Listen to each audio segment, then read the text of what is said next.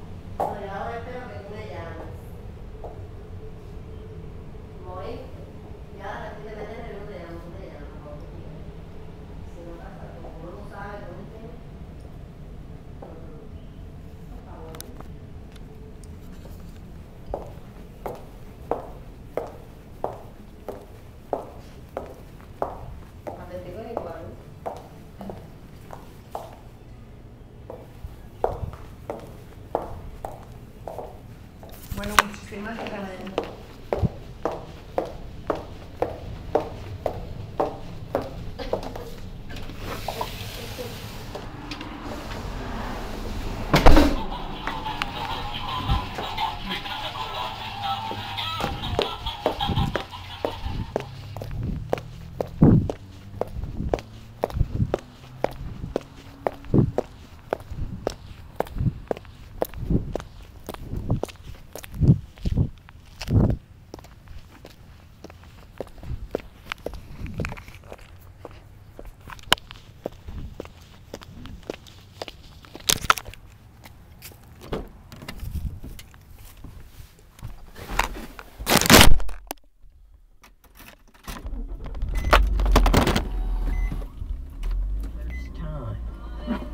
That you had endorsed a president, and I thought it was absolutely extraordinary that you waited until now. Tell me why. Well, I don't have much faith in party politics in general, and my politicking had been outside of the system always. I think that I've always been a part of a counterculture in a way, that was what's comfortable to me and where I think I would make the most difference. And then of course I had the experience of working with Dr. King, and King had enough brains to not run for office. They tried to get him to run for president. At the moment, Obama's already in the system, and at times I think I wish he were, because he could lead a movement. And then, you know, seeing his intelligence and his statesman-like behavior and his opening of his mind to compromise and to, you know, dialogue. And this was before I even knew that. There was just something about him that I wanted to support, so I endorsed him. And I wasn't entirely comfortable with that because I had never done it before. And not just president, anybody in the party politics I've never endorsed. So this man moved me, and I must say that I love him the way I loved King. Have you met him personally? No, I wrote him a letter which he answered. The letter was, I guess, trying to remind him about sort of the most nonviolent possibilities in the job that he will have. And you know, thank you, which is very nice. Thank you for reminding me. How lovely. Oh yeah. You'll keep that. Yes, ma'am. I'm sure. I mean, I understand that reporters have to protect a source. It happened to me with Sarah Palin. I had that information on Sarah Palin, and I was dying to tell you, it was good news on Sarah Palin. It was good news on Sarah Palin. But it was not my place to show that news to you because it was a personal connection to her. I tried to show you who she was without playing the audio tape. Show you who she was by picking up the phone herself and saying, I don't really care about the staff can't apparently get this done. What she had to do was her own campaign staff in Alaska had to call my television staff in New York to get personal phone numbers so she could call personal phone numbers herself because she couldn't get anybody on the McCain staff to get it done. Of course they're ripping her apart. She doesn't play ball their way. Amen. Amen. Sister Sarah, you keep preaching on. You go back, you shoot some moose, you do whatever it is that, you know, helps you unwind.